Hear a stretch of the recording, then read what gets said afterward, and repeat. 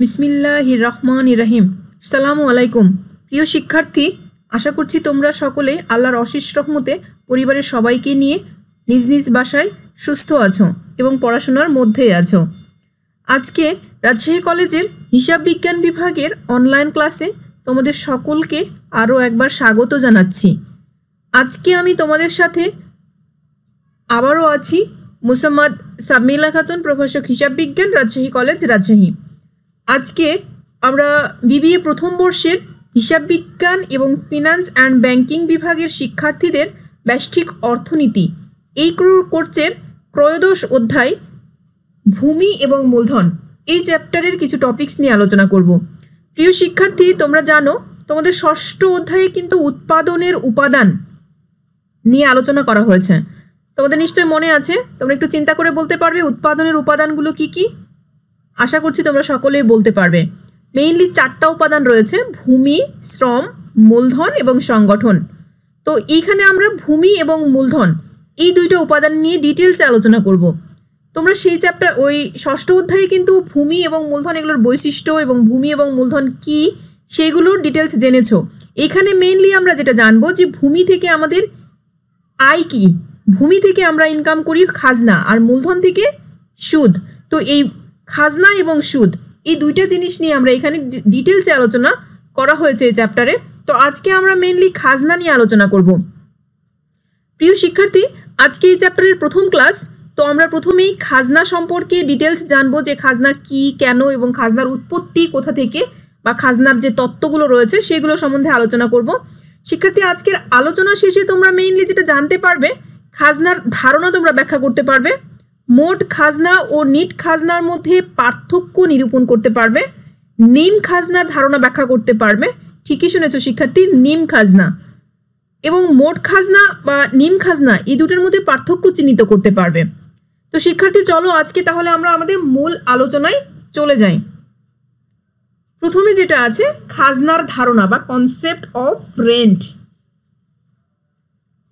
আমরা জানি যে খাজনা কথাটা আমরা অনেকবারই শুনেছি, বিভিন্ন জায়গায় শুনেছি। সাধারণত আমরা দেখেছি যে জমির জন্য খাজনা দেওয়া হয় বা ভূমির জন্য খাজনা দেওয়া হয়, বা বিভিন্ন সময় আমরা দেখেছি আমাদের বাবারা জমি খারিজ করার জন্য খাজনা দিয়ে থাকে সরকারকে। এই কথাগুলো আমরা শুনেছি, কিন্তু এটার ধারণা ডিটেলস কি বা এগুলো সম্বন্ধে আমাদের কতটা আইডিয়া আছে বা আমরা কতটুকু জানি সেগুলো আমরা একটু এখানে দেখব, বা এগুলোর মধ্যে আরও ডিটেলস কি কি বিষয় রয়েছে। প্রিয় শিক্ষার্থী, সাধারণ অর্থে আমরা খাজনা বলতে কোনো জমি, বাড়ি বা দোকান এগুলো ব্যবহার করার জন্য উহার মালিককে যে অর্থ প্রদান করি তাকেই বুঝে থাকি খাজনা। অর্থাৎ তোমরা রেন্ট, যেটাকে আমরা ভাড়া বলো, যে বাড়ি ভাড়া নিয়েছি বা কোনো জমি ভাড়া নিচ্ছি বা কোনো দোকান ভাড়া নিচ্ছি, সাধারণ অর্থে এই ভাড়াটাকেই আমরা কিন্তু খাজনা বুঝে থাকি। যে কোনো জমি চাষ করছি, তার জন্য তার মালিককে একটা নির্দিষ্ট পরিমাণ টাকা দিতে হবে। একটা বাড়িতে বসবাস করছি, তার জন্য মালিককে নির্দিষ্ট পরিমাণ টাকা দিতে হবে। এটাকেই আমরা সাধারণ অর্থে খাজনা বা রেন্ট বুঝে থাকি। কিন্তু অর্থনীতিতে আসলে খাজনা শব্দটি একটা অন্য অর্থ বহন করে বা একটা বিশেষ অর্থ বহন করে, যেখানে এই জমি, বাড়ি বা দোকানপাট এগুলো খুব একটা বিবেচনা করা হয় না। এখানে অর্থনীতিতে আসলে খাজনা বলতে বিশুদ্ধ খাজনা বা অর্থনৈতিক খাজনাকে বোঝানো হয়।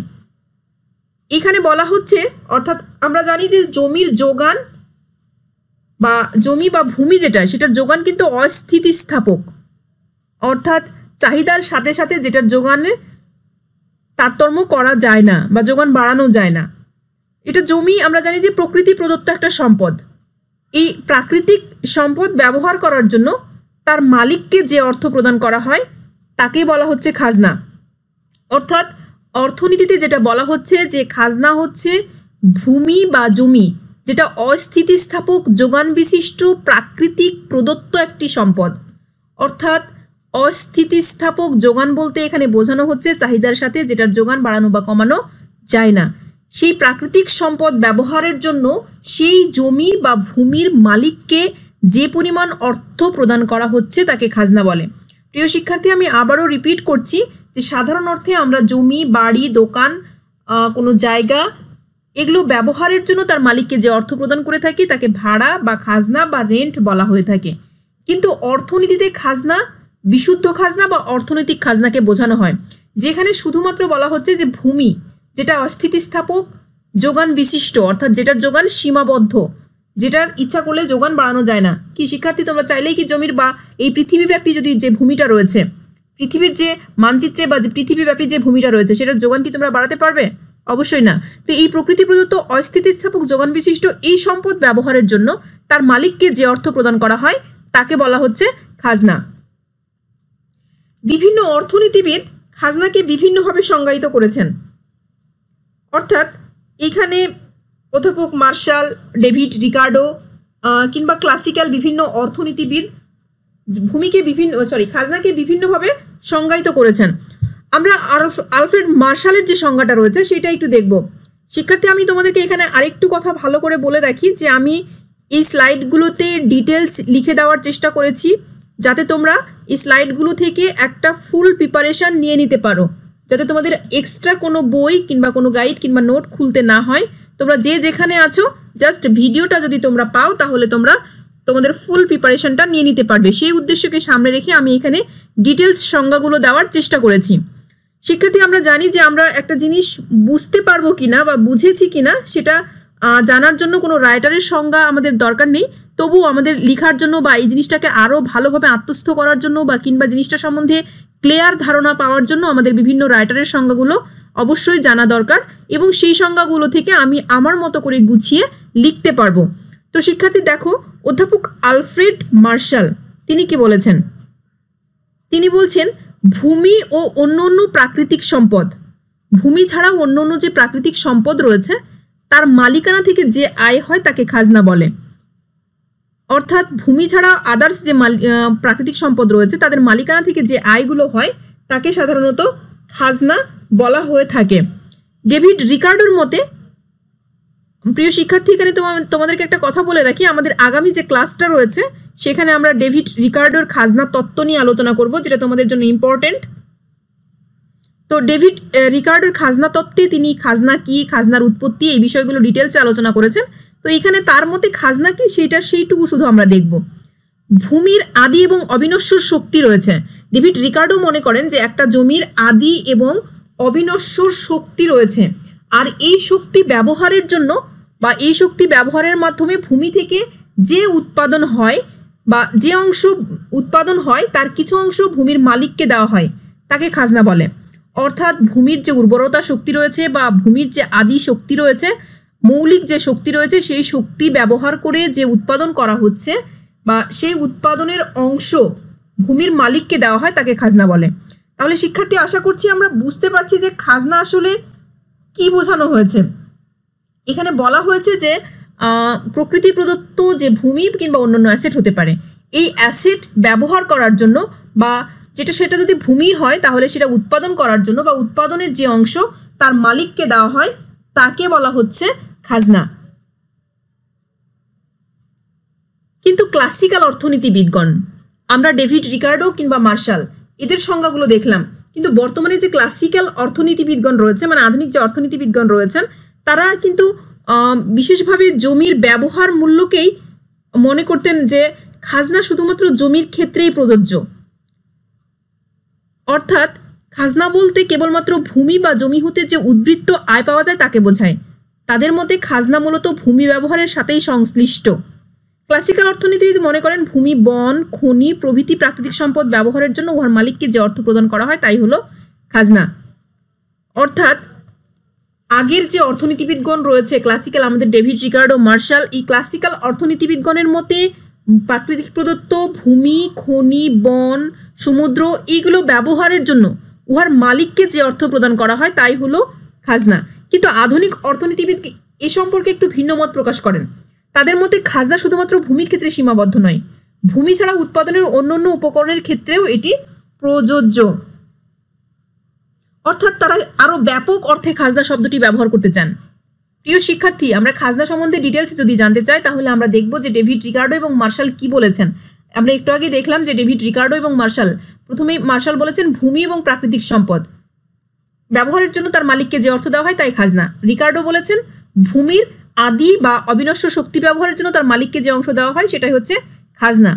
এটা হচ্ছে, কিন্তু আধুনিক অর্থনীতিবিদগণ অন্য একটু মতামত প্রকাশ করেন। তাদের মতে খাজনা শুধুমাত্র ভূমির ক্ষেত্রে প্রযোজ্য নয়, তাদের মতে ভূমি ছাড়াও অর্থাৎ তারা খাজনাকে আরো ব্যাপক অর্থে ব্যবহার করতে চান। আধুনিক অর্থনীতিবিদগণ মনে করেন যে শুধুমাত্র জমির ক্ষেত্রে নয়, অন্য অন্য উপাদানের ক্ষেত্রেও খাজনার উদ্ভব হতে পারে যদি সেই জমির শিক্ষার্থী যদি সেই বস্তু বা সেই উপাদানের যোগান সীমাবদ্ধ হয়। অর্থাৎ ক্লাসিক্যাল অর্থনীতিবিদগণ মনে করেন শুধুমাত্র প্রকৃতি প্রদত্ত সম্পদ ব্যবহারের জন্য মালিককে যে অর্থ প্রদান করা হয় তাই হচ্ছে খাজনা। আধুনিক অর্থনীতিবিদগণ খাজনাকে আরও ব্যাপক পরিধি দিয়েছেন। তাদের মতে শুধুমাত্র প্রকৃতি প্রদত্ত সম্পদ না, অন্য যে কোনো সম্পদ যদি তার যোগান সীমাবদ্ধ হয়, প্রিয় শিক্ষার্থীগণ একটা কন্ডিশন অ্যাপ্লাই করেছেন, যদি যোগান সীমাবদ্ধ হয় তাহলে তার ক্ষেত্রেও খাজনা প্রযোজ্য। আই রিপিট, আমি কথাটি আরও ডিটেলসে তোমাদের বলতে চাই যে ক্লাসিক্যাল অর্থনীতিবিদগণ এবং আধুনিক অর্থনীতিবিদগণের মতো পার্থক্য একটা জায়গাতে। ক্লাসিক্যাল অর্থনীতিবিদগণ শুধু মনে করছেন যে খাজনা বলতে প্রকৃতি প্রদত্ত যে সকল সম্পদ রয়েছে, প্রকৃতি প্রদত্ত অর্থাৎ মানুষ সৃষ্ট নয়, শুধুমাত্র প্রকৃতি প্রদত্ত যে সম্পদ রয়েছে সেই সম্পদগুলো ব্যবহারের জন্য তার মালিককে যেই পরিমাণ অর্থ বা যেই পরিমাণ যেই পরিমাণ অর্থ দেওয়া হয় সেটা হচ্ছে খাজনা। কিন্তু আধুনিক অর্থনীতিবিদগণ খাজনার পরিধি আরেকটু ব্যাপক করে দিয়েছেন। তাদের মতে শুধু প্রকৃতি প্রদত্ত ভূমি বা বন বা এগুলো না, অন্য যে কোনো বস্তু বা অন্য যে কোনো জিনিস বা অন্য যে কোনো উপাদান যার যোগান সীমাবদ্ধ সেটার ক্ষেত্রেই কিন্তু খাজনার উদ্ভব হতে পারে। প্রিয় শিক্ষার্থী, তাহলে বুঝতে পারছো জমির যোগানও সীমাবদ্ধ, এছাড়াও আরও কোনো জিনিস যেটা মানব সৃষ্ট হতে পারে কিন্তু তার যোগান যদি সীমাবদ্ধ হয় তাহলে সেটার ক্ষেত্রেও খাজনা প্রযোজ্য। আমি যদি একটা উদাহরণ দিই তাহলে তোমরা আরো ভালো বুঝতে পারবে। যে মনে করো যে একটা নির্দিষ্ট সময়ে যদি একটা এলাকায় কিছু ঘর বাড়ি থাকে যেটা মানব সৃষ্ট, ওই এলাকায় যদি এক সময় একসাথে প্রচুর পরিমাণ লোক বসবাসের জন্য আসে তাহলে কিন্তু একটা নির্দিষ্ট বা স্বল্প পরিসরে ওই জায়গাতে ওই ঘর বাড়ির যোগান কিন্তু সীমাবদ্ধ, অর্থাৎ খুব স্বল্প সময়ের জন্য ওই সময়ে ওই জায়গাতে ওই ঘর বাড়ির কিন্তু যোগান বাড়ানো কমানো সম্ভব নয়। এজন্য ওই বাড়ির জন্য কিন্তু খাজনা প্রযোজ্য। এটা হচ্ছে আধুনিক অর্থনীতিবিদগণ মনে করেন, অর্থাৎ তাদের মতে যে সকল বস্তুর যোগান সীমাবদ্ধ তাদের ক্ষেত্রেই খাজনা প্রযোজ্য হতে পারে। তাহলে শিক্ষার্থী আমরা নিশ্চয়ই বুঝতে পারছি যে খাজনা কি। এবারে আমরা দেখব খাজনার প্রকারভেদ, অর্থাৎ খাজনাকে কয় ভাগে ভাগ করা যায়। খাজনা মূলত দুইটা প্রকার, মোট খাজনা, নিট খাজনা। নিট খাজনাকে আমরা আবার বলছি অর্থনৈতিক খাজনা। তাহলে খাজনা দুই প্রকার, মোট এবং নিট। নিটকে আমরা বলছি অর্থনৈতিক খাজনা। প্রিয় শিক্ষার্থী, আমি এগুলো ডিটেলসে আলোচনা করব এবং এগুলো আমি ডিটেলসে এখানে লিখেওছি। মোট খাজনা বা গ্রস রেন্ট সাধারণত একটা নির্দিষ্ট সময়ে কোনো নির্দিষ্ট জমি বা বাড়ি ব্যবহারের জন্য ব্যবহারকারী তার মালিককে চুক্তি অনুযায়ী যে পরিমাণ মোট অর্থ প্রদান করে তাকে মোট খাজনা বলে। শিক্ষার্থীর লক্ষ্য রাখো, একটা নির্দিষ্ট সময় একটা নির্দিষ্ট জমি কিংবা সেটা বাড়ি। আমি বলেছি আধুনিক অর্থনীতিবিদগণ মানবসৃষ্ট জমি বস্তুকেও খাজনার উদ্ভব লক্ষ্য করেছেন বা করিয়েছেন। তাহলে আমরা বলতে পারি একটা নির্দিষ্ট সময়ে একটা নির্দিষ্ট জমি বা বাড়ি ব্যবহারের জন্য ব্যবহারকারী তার মালিককে চুক্তি অনুযায়ী যে পরিমাণ অর্থ বা মোট অর্থ প্রদান করে তাকে আমরা বলছি কি খাজনা, মোট খাজনা। মোট অর্থ প্রদান করে তাকে বলছি মোট খাজনা। এখানে চুক্তির ভিত্তিতে এই অর্থ প্রদান করা হয়ে থাকে বলে কি চুক্তিবদ্ধ খাজনা বা কন্ট্রাক্ট রেন্টও বলা হয়। অর্থাৎ মোট খাজনাকে অনেক সময় কন্ট্রাক্ট রেন্ট বলা হয়ে থাকে। মোট খাজনার মধ্যে জমির বিশুদ্ধ খাজনা ছাড়াও জমির মালিকের মূলধন নিয়োগ বাবদ সুদ, প্রাপ্তিযোগ্য মজুরি, মালিক কর্তৃক সরকারকে প্রদেয় কর, ঝুঁকি গ্রহণের জন্য মুনাফা ইত্যাদি অন্তর্ভুক্ত থাকে। প্রিয় শিক্ষার্থী, আমরা এটা ডিটেলস আরো বুঝতে পারবো যে এটার মূল কথা যেটা বলা হচ্ছে যে একটা নির্দিষ্ট সময়ে একটা নির্দিষ্ট পরিমাণ জমি কিংবা বাড়ি ব্যবহারের জন্য ব্যবহারকারী তার মালিককে চুক্তি অনুযায়ী যে পরিমাণ অর্থ প্রদান করে তাই হচ্ছে মোট খাজনা বা গ্রস রেন্ট, যেটাকে আমরা বলছি কন্ট্রাক্ট রেন্ট। এই খাজনার মধ্যে কি আছে? বিশুদ্ধ খাজনা রয়েছে বা যেটাকে আমরা নিট খাজনা বলছি বা অর্থনৈতিক খাজনা, সেটাও ইনক্লুডেড আছে। এছাড়াও আরও কি কি বিষয় ইনক্লুডেড আছে? প্রাপ্তিযোগ্য মজুরি আছে, মালিক যে মূলধন বিনিয়োগ করেছেন সেই মূলধনের সুদ রয়েছে, মালিক যে সরকারকে ট্যাক্স প্রদান করবেন সেই ট্যাক্স ইনক্লুডেড আছে, এবং মালিক যে ঝুঁকি নিয়েছেন সেই ঝুঁকি গ্রহণের মুনাফাও এটার মধ্যে অন্তর্ভুক্ত রয়েছে। অর্থাৎ সব কিছুর সমষ্টিকে আমরা বলছি মোট খাজনা। এই যে এখানে যেটা দেখো শিক্ষার্থী, তাহলে মোট খাজনা বলতে আমরা বুঝি জমির বিশুদ্ধ খাজনা প্লাস মূলধন বিনিয়োগ বাবদ মালিকের প্রাপ্ত সুদ প্রাপ্তিযোগ্য মজুরি, মালিক কর্তৃক সরকারকে প্রদেয় কর এবং ঝুঁকি গ্রহণের জন্য মুনাফা, এই সব কিছুর সমষ্টি হচ্ছে মোট খাজনা। অর্থাৎ জমির বিশুদ্ধ খাজনা, মূলধন বিনিয়োগ বাবদ সুদ, প্রাপ্তিযোগ্য মজুরি, মালিক কর্তৃক সরকারকে প্রদেয় কর এবং ঝুঁকি গ্রহণের জন্য মুনাফা, সবকিছুর সমষ্টি হচ্ছে মোট খাজনা। এখানে একটা উদাহরণ দেওয়া হয়েছে, ধরা যাক একটি বাড়ির মাসিক খাজনা হলো 4000 টাকা। এক মাসে একটা বাড়ির জন্য খাজনা দেওয়া হয় 4000 টাকা। এর মধ্যে ভূমি ব্যবহারের জন্য দেওয়া হয় 1500 টাকা, মূলধনের সুদ 1000 টাকা, অর্থাৎ বাড়ি বানানোর জন্য যে মূলধন বিনিয়োগ করা হয়েছে তার সুদ 1000 টাকা, বাড়ি দেখাশোনার জন্য 800 টাকা, ঝুঁকি বহনের জন্য 700 টাকা। এই অর্থের পরিমাণ হলো 4000 টাকা। তাহলে এই অর্থের পরিমাণ হলো খাজনা। প্রিয় শিক্ষার্থী, আশা করছি তোমরা উদাহরণটা ভালো করে বুঝতে পারছো। আর উদাহরণটা যদি মনে রাখো তাহলে আমরা নিট খাজনা সময়েও কিন্তু এই বিষয়টা আরো ক্লিয়ার হয়ে যাব। আমরা দেখি আমাদের নিট খাজনা আসলে কি বলছি। নিট খাজনা বা অর্থনৈতিক খাজনা, অর্থনীতিতে শুধুমাত্র জমি ব্যবহারের জন্য জমির মালিককে যে পরিমাণ অর্থ প্রদান করা হয় তাকে নিট বা অর্থনৈতিক খাজনা বলে। একেও বিশুদ্ধ বা অর্থনৈতিক খাজনাও বলা হয়। মোট খাজনা হতে মূলধনের সুদ, দেখাশোনার খরচ, ঝুঁকি বহনের মুনাফা বাদ দিলে যা অবশিষ্ট থাকে তাকে নিট বা অর্থনৈতিক খাজনা বলে। প্রিয় শিক্ষার্থী, আমাদের আগের যে উদাহরণটা আমরা দেখেছিলাম সেই উদাহরণেটাই আমরা এখানে আবারও দেখব। এখানে দেখো, নিট অর্থনৈতিক খাজনা বলতে মোট খাজনা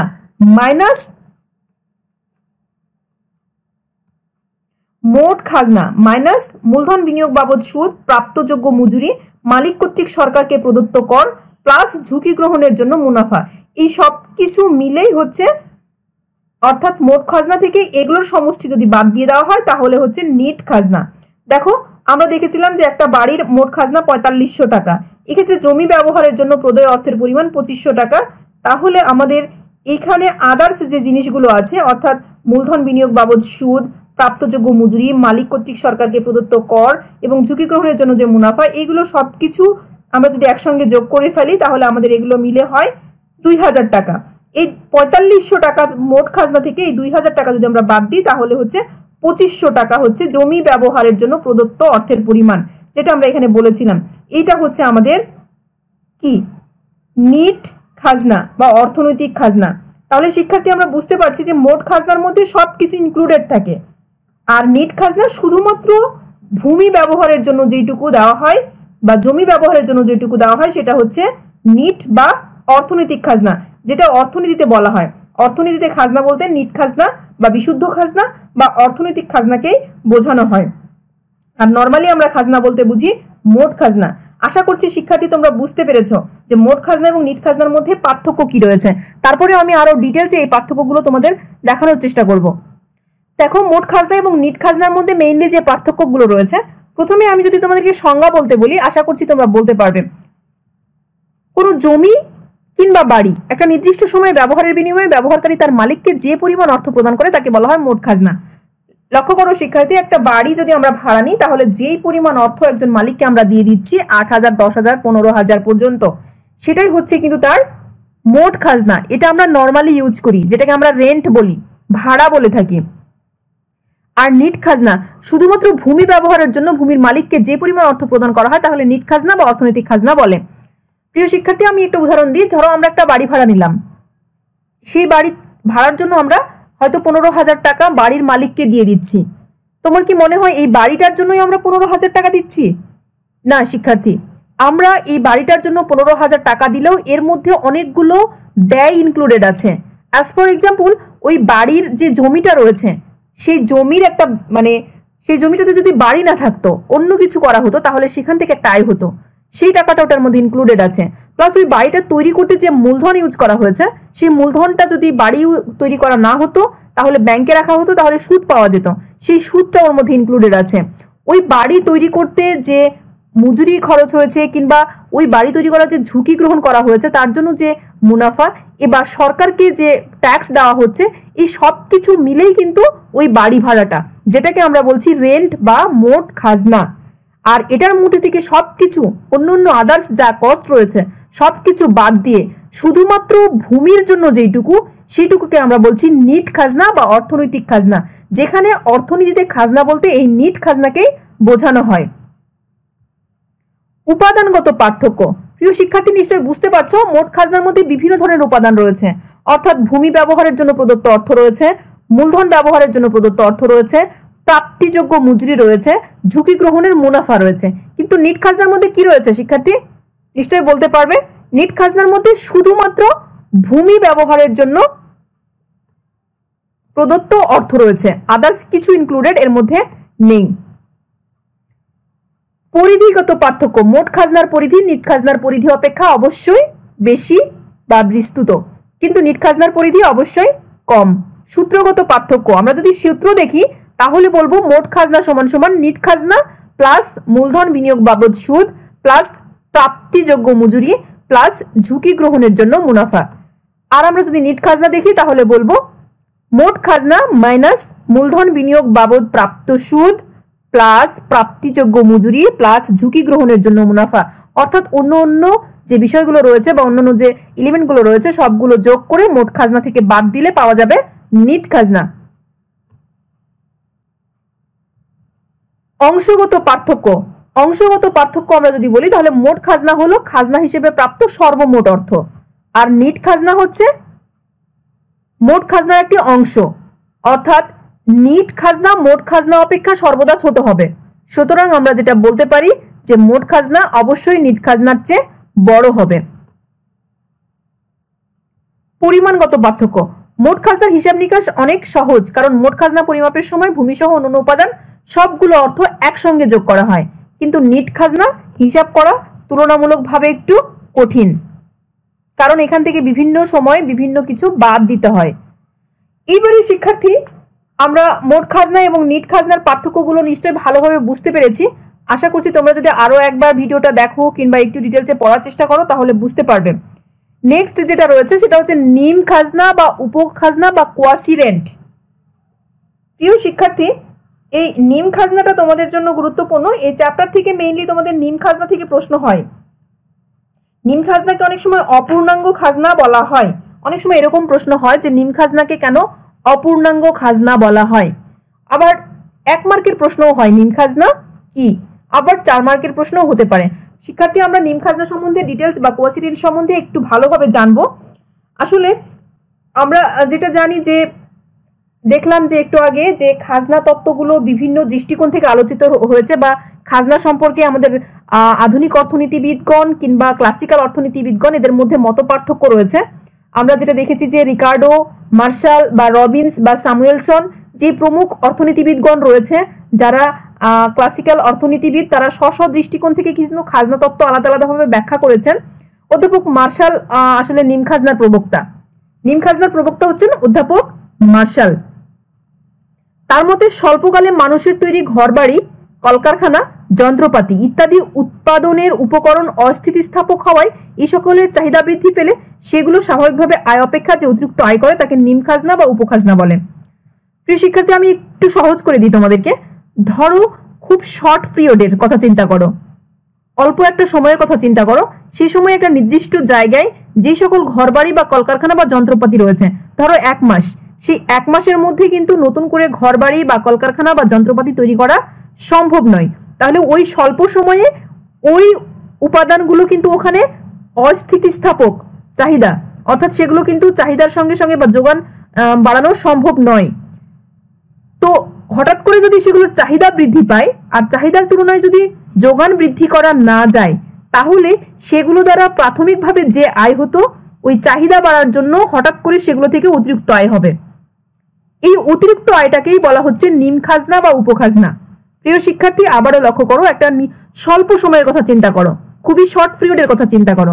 সেই শর্ট পিরিয়ডে কিন্তু কিছু কিছু জিনিস রয়েছে যেগুলো নতুন করে যোগান দেওয়া যায় না, অর্থাৎ হঠাৎ করে যদি সেই জিনিসগুলোর চাহিদা বেড়ে যায় তাহলে হঠাৎ করে সেইগুলোর যোগান দেওয়া সম্ভব হয় না।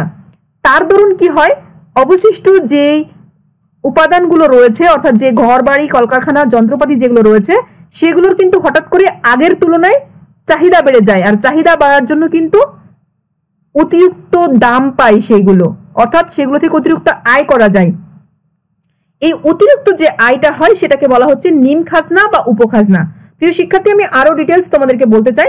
অধ্যাপক পি স্যামুয়েলসনের মতে যে কোনো উপকরণের যোগান যদি সাময়িকভাবে স্থির থাকে তাহলে তার খাজনাকে বলা হয় নিম খাজনা।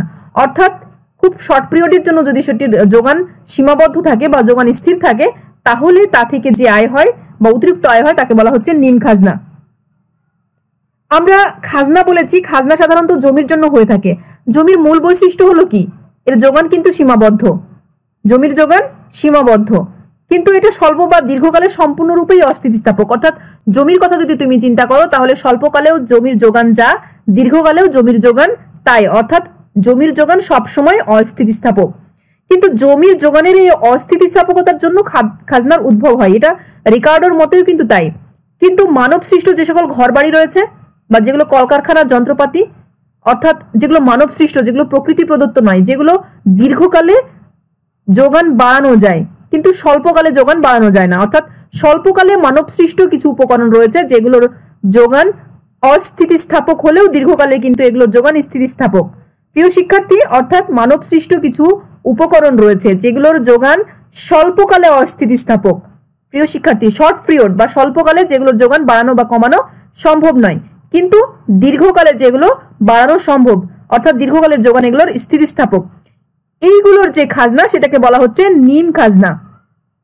অর্থাৎ তোমাদেরকে আগেই বলেছিলাম যে অর্থনীতিতে সাধারণত খাজনা বলতে জমি ব্যবহারের জন্য বা প্রকৃতি প্রদত্ত সম্পদ ব্যবহারের জন্য মালিককে যে অর্থ দেওয়া হয় সেটাই হচ্ছে খাজনা।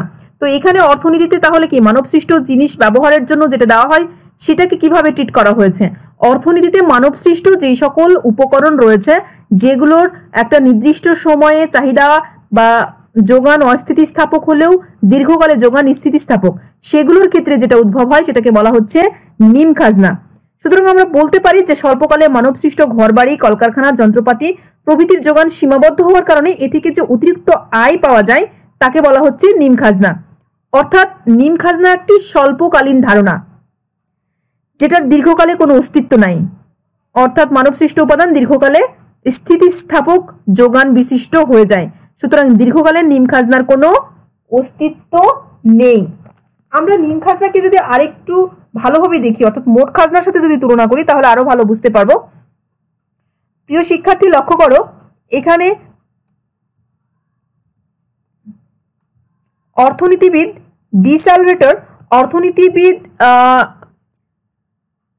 ডিসালভেটর এর মতে নিম খাজনা হলো মোট আয় হতে মোট পরিবর্তনীয় ব্যয়ের বিয়োগফল। অর্থাৎ মোট আয় হতে মোট পরিবর্তনীয় ব্যয়ের বিয়োগফল, মোট আয় হতে মোট পরিবর্তনীয় ব্যয়ের বিয়োগফল। অর্থাৎ কোয়াসিরেন্ট বলছে total revenue minus total variable cost. নিশ্চয়ই তোমাদের পরিবর্তন ব্যয় সম্বন্ধে ধারণা রয়েছে। আজ এ স্টুডেন্ট অফ অ্যাকাউন্টিং আমি জানি তোমরা পরিবর্তন ব্যয় কি বা ভেরিয়েবল কস্ট কি সেটা নিশ্চয়ই জানো। যে ব্যয় কি একক প্রতি ফিক্সড হয় নাকি মোট, অর্থাৎ পরিবর্তন ব্যয় কি হয় একক প্রতি ফিক্সড হয়, কিন্তু মোট আবার কি হয় পরিবর্তনশীল হয়। যে পরিবর্তনশীল ব্যয় অর্থাৎ কোয়াসিরেন্ট বলতে বলছে total revenue minus total variable cost, বা বলতে পারি যে অ্যাভারেজ কোয়াসিরেন্ট সমান average revenue minus average variable cost. প্রিয় শিক্ষার্থী, আমরা জানি যে যেখানে এই যে আমরা এটা দেখতে পাচ্ছি AQR, যেখানে গড় স্থির ব্যয় এবং গড় স্থির ব্যয় বা AFC প্লাস অতিরিক্ত আয় সমান অ্যাভারেজ কোয়াসিরেন্ট বলা হয়েছে। অর্থাৎ নিম খাজনা সমান সমান হচ্ছে মোট আয় মাইনাস মোট পরিবর্তনীয় ব্যয়। নিম খাজনা সমান মোট আয় মাইনাস মোট পরিবর্তনীয় ব্যয়। কোয়াসিরেন্ট সমান total revenue minus total variable cost. এখানে AQR যেটা বোঝানো হয়েছে অ্যাভারেজ কোয়াসিরেন্ট বা গড় নিম খাজনা, TR যেটা বোঝানো হয়েছে টোটাল রেভিনিউ বা মোট আয়, AR যেটা বোঝানো হয়েছে অ্যাভারেজ রেভিনিউ বা গড় আয়, AVC বোঝানো হয়েছে গড় পরিবর্তনশীল ব্যয়, TVC বলা হচ্ছে টোটাল মোট পরিবর্তনীয় আয়, মোট পরিবর্তনীয় ব্যয়, টোটাল ভেরিয়েবল কস্ট। প্রিয় শিক্ষার্থী, এই খাজনা এবং নিম খাজনার মধ্যে যদি আমরা পার্থক্য দেখি তাহলে আমাদের ধারণা আরো ক্লিয়ার হয়ে যাবে। প্রথমে বলা হচ্ছে যে সম্পূর্ণ অস্থিতিস্থাপক বৈশিষ্ট্যের কারণে ভূমি বা অন্যান্য প্রকৃতি প্রদত্ত উপাদান থেকে যে অতিরিক্ত আয় হয় তাকে অর্থনীতিতে খাজনা বলে। আর নিম খাজনা বলছে স্বল্পকালে চাহিদা বাড়ানোর কারণে মানবসৃষ্ট উপাদান যেমন ঘরবাড়ি, কলকারখানা ইত্যাদি হতে যে অতিরিক্ত আয় পাওয়া যায় তাই হচ্ছে নিম খাজনা। স্থিতিস্থাপকতা, ভূমি এবং অন্যান্য প্রাকৃতিক সম্পদের যোগান অস্থিতিস্থাপক, মানবসৃষ্ট যন্ত্রপাতির যোগান স্বল্পকালে অস্থিতিস্থাপক হলেও দীর্ঘকালে স্থিতিস্থাপক। সূত্র, খাজনা সমান সমান total revenue minus total cost. যদি আমরা অ্যাভারেজের কথা চিন্তা করি তাহলে average revenue minus average cost, কিন্তু নিম খাজনা বা কোয়াসি রেন্ট সমান সমান total revenue minus total variable cost. এখানে কিন্তু ফিক্সড কস্ট অর্থাৎ খাজনার ক্ষেত্রে কিন্তু ফিক্সড কস্ট নেওয়া হচ্ছে, কিন্তু নিম খাজনার ক্ষেত্রে ফিক্সড কস্ট কোনো ব্যাপার না, কারণ আমরা জানি যে ফিক্সড কস্ট একটা দীর্ঘকালীন ধারণা। সুতরাং এখানে শুধুমাত্র ভেরিয়েবল কস্টকে গণনায় নিয়ে আসা হচ্ছে। খাজনা একটি পূর্ণাঙ্গ ধারণা আর নিম খাজনা একটি অপূর্ণাঙ্গ ধারণা। একইভাবে উৎস যদি আমরা বলি তাহলে প্রাকৃতিক সম্পদই খাজনার উৎস, আর নিম খাজনার উৎস হচ্ছে মানব সৃষ্ট যন্ত্রপাতি, ঘরবাড়ি, কলকারখানা। সময়কাল, খাজনা ধারণাটি স্বল্পকাল দীর্ঘকাল উভয়ের জন্যই প্রযোজ্য, কিন্তু নিম খাজনা শুধুমাত্র স্বল্পকালীন সময়ের জন্য প্রযোজ্য। আশা করছি শিক্ষার্থী আজকের যে লেকচারটা আমরা দিলাম বা আজকের যে আলোচনাটা আমরা করলাম, এই আলোচনার প্রত্যেকটা টপিকস তোমাদের তোমরা বুঝতে সক্ষম হয়েছো বা সব বিষয়গুলো তোমরা ভালোভাবে বুঝতে পেরেছো। এই টপিকসগুলো খুব একটা কঠিন না, আর আমি এখানে ডিটেলস দিয়ে দিয়েছি, তোমরা চাইলেই কিন্তু এই ভিডিওটা দেখেই ফুল একটা প্রিপারেশন তোমরা নিয়ে নিতে পারবে। আশা করছি আজকের যে লেকচারটা হলো এখান থেকে তোমরা এই প্রশ্নের আনসারগুলো নিজেরা করতে পারবে। এর মধ্যে বিশেষ করে মোট খাজনা ও নিট খাজনার যে পার্থক্য প্লাস নিম খাজনার ধারণা এবং নিম খাজনা এবং মোট খাজনার মধ্যে যে পার্থক্য, এই প্রত্যেকটা টপিকসই তোমাদের জন্য ইম্পর্টেন্ট, আর এই টপিকসগুলো খুব সহজও। শিক্ষার্থী তোমরা একটু মনোযোগ দিয়ে দেখো ভিডিওটা, তোমাদের যারা আছে অন্যরা তাদের সাথে শেয়ার করে নাও, তাহলে এই চ্যাপ্টারের যে টপিকসগুলো রয়েছে তোমাদের আর বই খুলে পড়তে হবে না আশা করি। তো আজকে এ পর্যন্তই, আমরা আগামী ক্লাসে তোমাদের সাথে আবারও দেখা হবে। আর প্রিয় শিক্ষার্থী আমি তোমাদেরকে বলে রাখি, আমরা আগামী ক্লাস করব রিকার্ডোর খাজনা তত্ত্বের ওপর, যেখানে রিকার্ডোর খাজনা তত্ত্বকে চিত্র, সূচি এবং উদাহরণ সব বিষয় দিয়ে বিস্তারিত আমি আলোচনা করব। আগামী ক্লাসটাও তোমাদের জন্য ইম্পর্টেন্ট। আশা করছি আগামী ক্লাসেও আমি তোমাদেরকে পাবো বা তোমাদের সহযোগিতা আমার একান্তই কাম্য। আর তোমাদের আমার এই ক্লাসগুলো থেকে তোমরা অবশ্যই কিছু না কিছু হলেও উপকৃত হবে। সুতরাং তোমরা ক্লাসগুলো দেখার চেষ্টা করো, প্লাস যারা আমাদের ফ্রেন্ড সার্কেল আছে তাদের সাথে শেয়ার করে নেওয়ার চেষ্টা করো। আমরা অনেকেই জানি আমাদের ইন্টারনেট কানেকশন নেওয়া খুব মুশকিল হয়, আমরা একজন যদি ডাউনলোড করতে পারি সেই ক্ষেত্রে আমরা কিন্তু শেয়ার করে নেওয়ার সুযোগও আমাদের থাকে, বা অনেক সময় আমরা লিঙ্ক শেয়ার করে দিতে পারি যদি কারো অবগত না থাকে, ডিপার্টমেন্টের পেজের সাথে কেউ যুক্ত না থাকে। আর শিক্ষার্থী তোমাদের যদি এই ক্লাসের পিডিএফ দরকার হয় বা তোমরা যদি অল্প মেগাবাইট খরচ করে পিডিএফটা ডাউনলোড করে নিতে চাও তাহলে অবশ্যই আমাকে ইনবক্সে নক করো, আমি অবশ্যই তোমাদের জন্য পিডিএফটাও দিয়ে দেওয়ার চেষ্টা করব। তো আজকে এই পর্যন্তই, সকলে ভালো থাকো, সুস্থ থাকো, স্বাস্থ্যবিধি মেনে চলো। আল্লাহ হাফেজ।